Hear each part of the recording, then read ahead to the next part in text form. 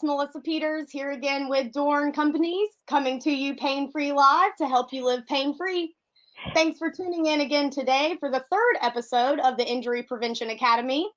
On this show, we feature experts who will provide insight into topics related to pain management, injury prevention, and ergonomics with the goal of helping you support the safety and well-being of your employees.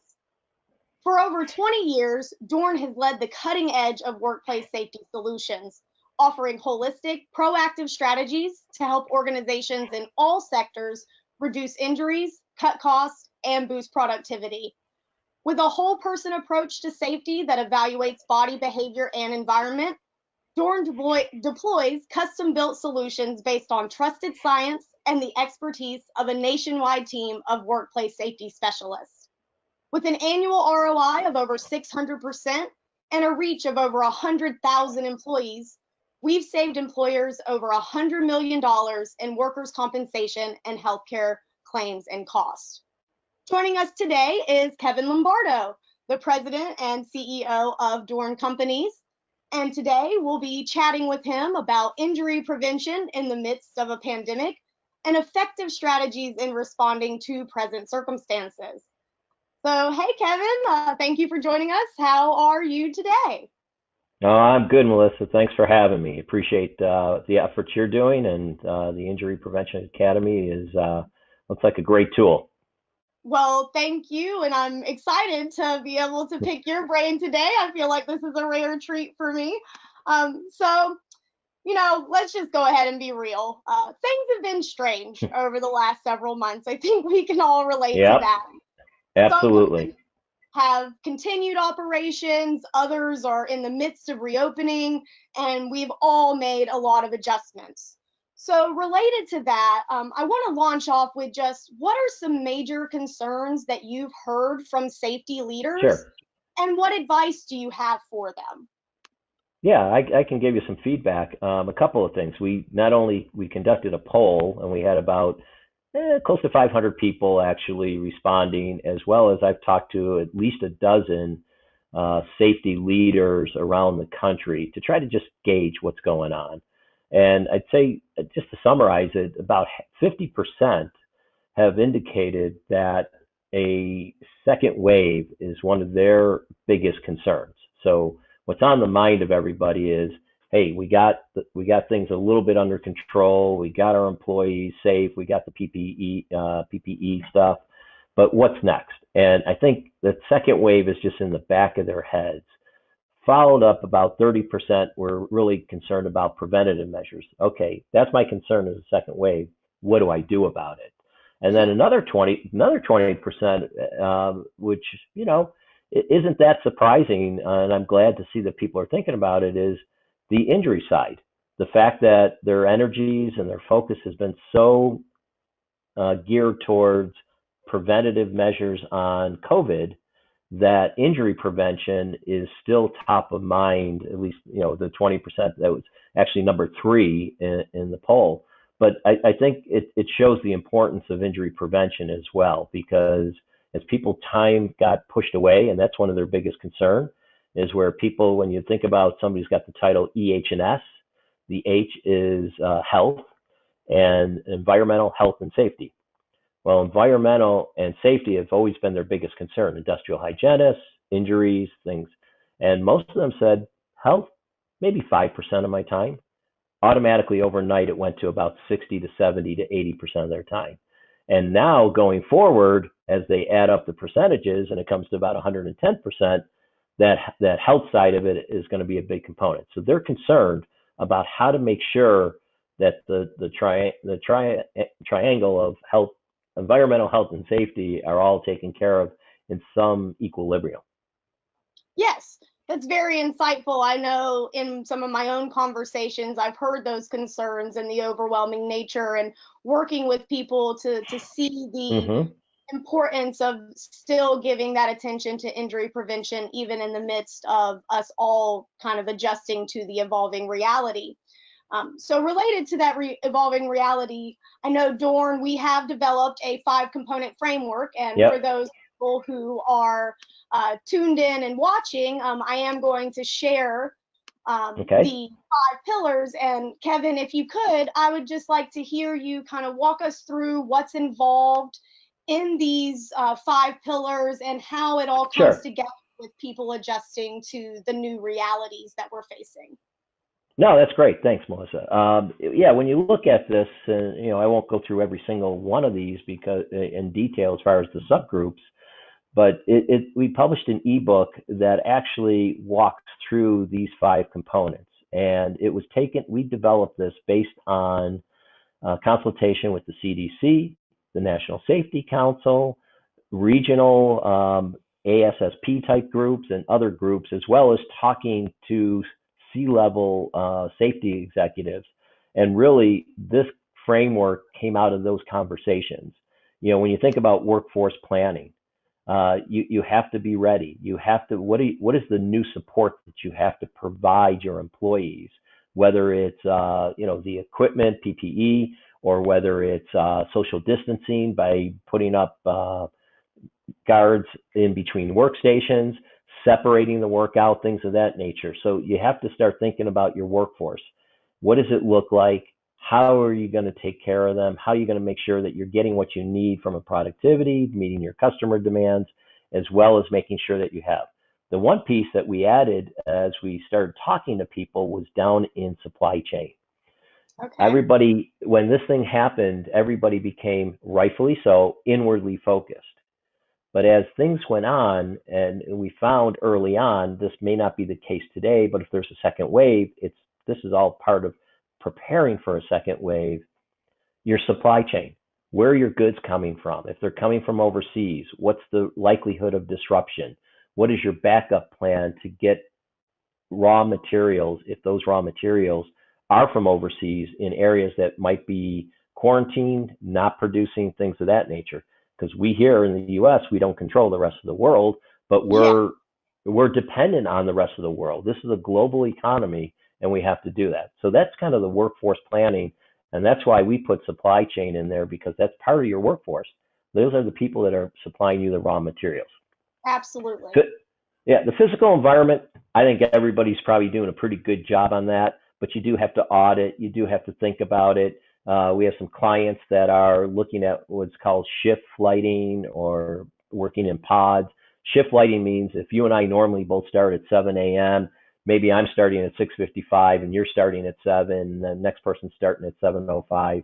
Obviously, it wouldn't be one person per 5 minutes, but just in general, think about what that does is it's less congregation around how people are punching a clock or things of that nature. The other thing to look at, instead of punching clocks, maybe people could have barcodes and scanners so they can just scan in when they get in. And a lot of workstations already have that. Use that as your time clock, things of that nature. So you do have to audit, you do have to do your space planning, you do have to do your deep cleaning, but think about how people are separated. Maybe lunches have to be different. Maybe some lunches are at 11:45, and then the next group's at 12:30, and the next group's at 1:15. That does change your scheduling, but you have to think about those. Yes. Active monitoring. We most of our clients, in fact, probably all of our clients are testing, at least temperature testing. When people walk in the door, including us as a third party contractor, we're being screened to make sure that our temperatures are okay. One of the things that we do with our clients, our providers, before they go in, they sign a declaration saying that I have no symptoms. I haven't come into contact with anybody that has symptoms in the last week or 7 days or whatever time in between visits. Hmm. I'm going to take all the precautions. The precautions being we're going to wear gloves, we're going to wear masks, we're going to sanitize between visits between people, those type of things. So you have to monitor even your third parties that are coming in. Not only do they have to follow your protocols, you should find out what their protocols are, because you want to make sure as an organization they are taking that seriously. The last piece, and this came from a summit we did with C-level health and safety people, community scanning, understanding what's going on in your community. If your community is starting to see a spike, more than likely it's impacting the people that are coming to work in your organization.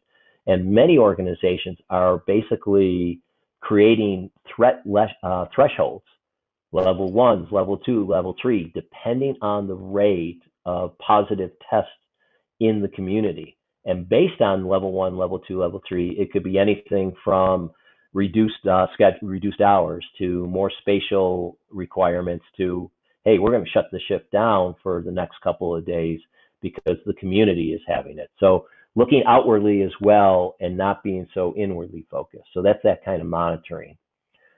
Prevention and sustainability, some of that is a little bit out of the control of most organizations as far as vaccines and treatments, but, just monitoring and following up. And, because everybody is testing negative as they come to work or things have calmed down in your community, watch things, keep an eye on it, understand it, keep following up.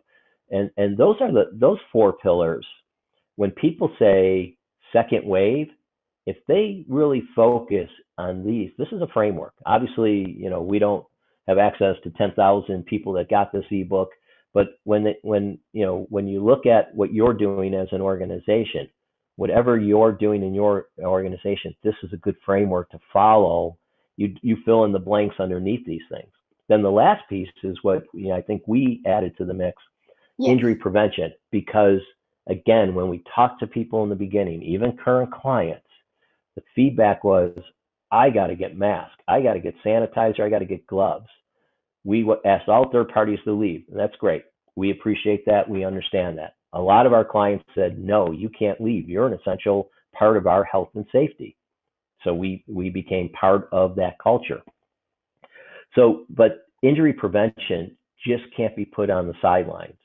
Now, I will tell you that a lot of organizations, if you don't have the resources, if your team is, you got one safety person in each site or one and a half or whatever it is, you don't have the resources. So it becomes, where do you spend your time? Well, injury prevention is important. So that's why engaging now in training supervisors and training the frontline employees, empowering them to take ownership of safety will go a long, long way. So utilize your third parties, utilize your team if you have the resources at corporate or in-house to truly create an environment that safety is not the responsibility of the EH&S team. Safety is the responsibility of the organization, the employees in the organization. EH&S, their role is give them the tools, the training, and empower them to be successful at it. If you do that within this framework, your focus on these other four, you will be in great position for a potential second wave. And you know what? If it isn't this, there'll be something else. You're just going to create a more healthy, safe environment, even if that second wave doesn't spike the way people might think it does. I hope I was able to cover that for you. Yes, that was perfect, and thank you and our Sure. team for taking the time to put that framework together. I think it speaks to a variety of issues, and you started hinting at what I want to talk about next, which is, you said some of our even existing clients just became overwhelmed. They got rid of Yep. external vendors. So, can you speak to the impact that this situation has had on injury prevention programs Sure. uh, overall? Yeah.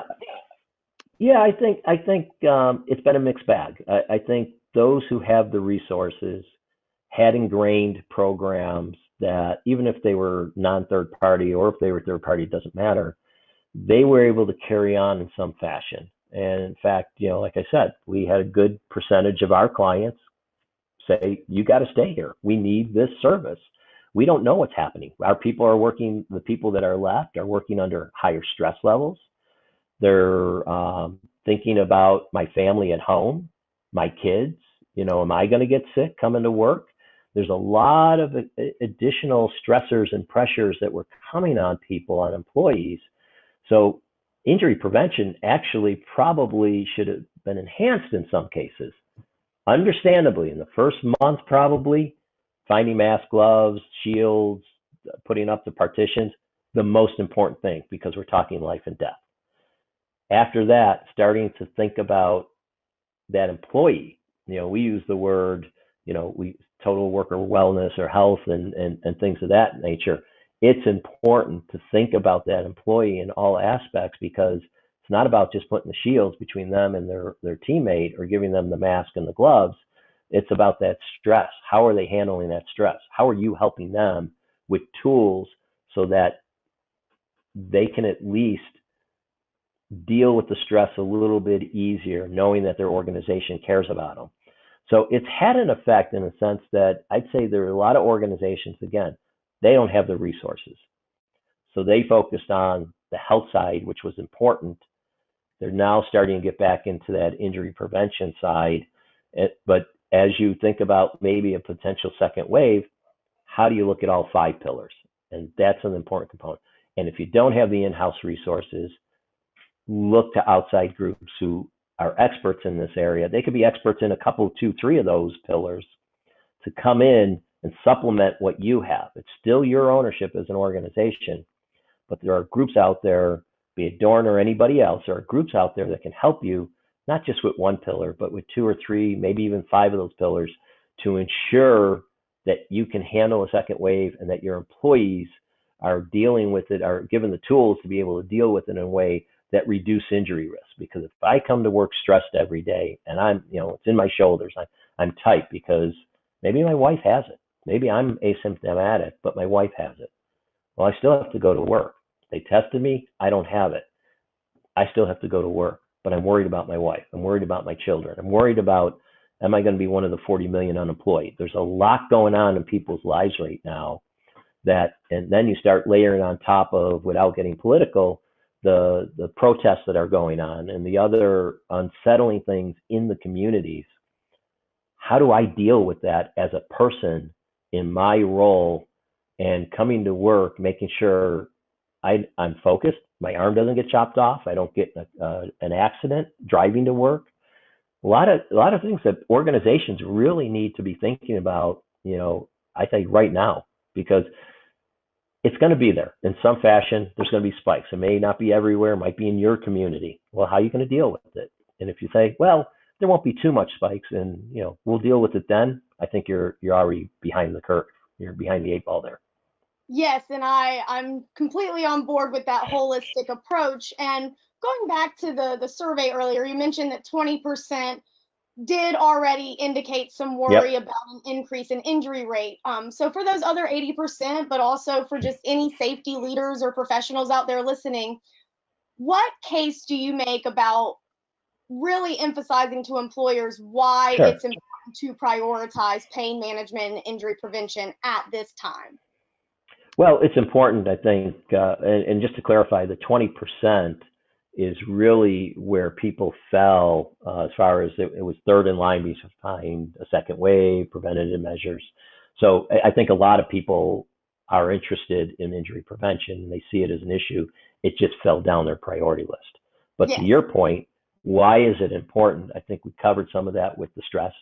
When you think about pain and pain management, pain isn't always, well, I hurt my shoulder doing my job, even though a majority of what we see is related to that, because musculoskeletal issues, soft tissue pain accounts for about 1/3 of all of the injuries in the US. And we have some clients that it's 80% of the injury rate, depending on the nature of the job. And so it's very impactful. It's a $600 billion a year issue. And in fact, it's 100 million people, almost 1/3 of the U.S. population, men, women, and children, live and work and play in chronic pain. Chronic pain being, I have that shoulder, neck, back issue for 12 weeks in a row. So number one, it's already part of who we are as a society. So if you reduce your focus around and realize that pain and pain management is addressing the symptoms, you got to get to the root cause of what's causing that, whether it's a repetitive motion job, whether it's people, I hurt myself playing high school football, lifestyles, nutrition, all those other things impact and help create that pain. And sometimes it's just the nature of the job. I have to lift that 40 pounds 100 times a day. I'm going to be in pain and discomfort. But it is a major issue. And so it's already been there. It's in our society. It's in our workforce. Like I said, it's a $600 billion issue. What that relates to, it also relates to the opiate issue. If you recall, probably a year and a half ago, the opiate crisis was the talk of the day. You don't hear much about it anymore, but it's still there. the opiate or misuse of pain medications, not just opiates, could be over the counter as well. It's a $78 billion issue a year between medical costs, surgeries, addiction, rehab, those type of things. It's impactful. And this is 78 billion within the workplace. This isn't just 78 billion across, the US. And then you start thinking about presenteeism, where I'm there, but I'm not fully there. That's a $1.5 trillion a year. Now it's pain and pain management, a big chunk of that don't really have the data on that, but it's a contributor. Stress. And it's all those things that have been there are now enhanced and even under a bigger microscope because of COVID, because of the social unrest, because of everything else that's going on. And so it's important that organizations really focus on that injury prevention. When we look at some of our data and we see improved sleep patterns of 30%, we see improved stress levels of 15% or so. We're not the be all to end all that, but if you can give tools to people that help them address that, you're going to reduce the risk of injury. And that's the most important thing, is you got to reduce the risk. You got to minimize that. And, I back in a previous life, when I took over an organization, we did 9 acquisitions over 3 years. We rolled up the various businesses. We had $1 million in injury across the 16 facilities that we acquired. In 3 years, we got it down to about $50,000. And we had, of the 16, I don't know, my number's a little bit off, but it's 6 or 7 of them had gone 1 and 2 and 3 years without a lost time issue, because safety became a major thing. Did we have a pandemic to deal with? Absolutely not. But it can still be done. We really have to be able to walk and chew gum at the same time. And that's important in today's world. It is. And prior to wrapping up, that was very insightful. The last topic I really want to cover with you relates to safety culture. So Sure. We've actually spoken to some people over the last few months who have even mentioned a reduction in Yep. their injury rate. And I think that that's wrapped up in a lot of other issues going on. So can you just speak to the importance of safety culture and why now Sure. more than ever we need to make people feel comfortable talking about pain? No, absolutely. And I've heard the same discussion as far as people saying, well, I've noticed a little bit of reduction. I think it's one of 3 things. Either people are being a little bit more careful when they're on the job because of my neighbor. I'm watching everything now, where before maybe I was focused on my job. Now I'm watching, how close is he to me? How close is she walking to me? Am I going to get sick? People probably are being a little bit more careful. I think there's 2 other things that come into play there that's why people are being careful. Number one, they don't want to be one of the 40 million people that file for unemployment. And 2, a lot of people are afraid to go to the doctor. They just don't want to go into that office in this environment, not knowing who's been in that office. Is there any COVID related patients in that office? So although there's been some reduction, I don't say it's globally. Those are anecdotal things that some people have indicated to us. I think it's important that safety culture, and if you're having that, that's great. Leverage it, use it. And safety culture, we just did a blog last week for the National Safety Council on culture. And it's not so much it starts at the top. It does. I mean, that's going to be the cliche. It starts at the top. The CEO, the senior management have to, walk the talk. They have to be part of that. But I think if you think about culture, I've always, my philosophy has always been that culture is the sum total of conversations in an organization. I could put all the posters up on the wall about culture, safety first, those type of things. But if we don't really make that part of our day-to-day thinking, our actions, our conversations, then the culture isn't there. So safety is being the culture part of it is pretty critical. So it is, yes, the posters help. Having the support helps. When we go on site, we say we're a wellness-based pain management and injury prevention. I always tell potential clients, if you have programs already, put us in as part of those programs. Create an umbrella so that we're not, we have a new program this month. We have a new program this month. Make it all part of what you're already doing. If employees can opt in and opt out of different programs, have one portal where they can go to opt in, and where our programs are part of that portal. so that they're just not, oh, we're over here and they're over there. And that's what NIOSH is Total Worker Health all about. It's bringing together wellness, safety, risk management, HR, every operations to think holistically about those people. So culture is critical. It is starting at the top, but you've got to get people in the organization, from the person who cleans up to the operator to the front office people, the sales people that maybe come in once a month as they're passing through town, to be part of that and have those discussions, have people engage from the bottom up, have them be able to have impact, have them be able to make not just the suggestion box, but make recommendations. Give them the tools. Assign one of your financial people to the safety committee made up of hourly folks who can help the hourly folks if they say, hey, we need to do X, Y, and Z, understand the financial impact of that and understand the safety impact. That becomes the culture. And then it starts becoming the sum total of the conversations because people are talking about it. You find that if you engage people at every level, you empower them, they start talking about it. And when they're talking about it, yes, the CEO and the senior management still have to live it every day, but it becomes part of the organization. It becomes part of the DNA. Yes. Then you have a culture. Then you have a safety culture. Well, thank you for that.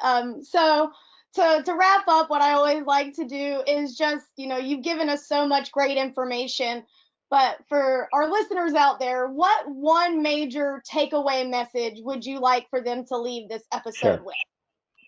Yeah, I think no matter what you're doing, whether it's the preparations for a potential second wave, the injury prevention, other things, again, what I tell people is make it loud, make it visible, make it so everybody's engaged. I think that culture piece is probably the biggest thing. And just one last story, when that company that I was referring to, I had safety. I was the CEO of the company, and we did the roll up.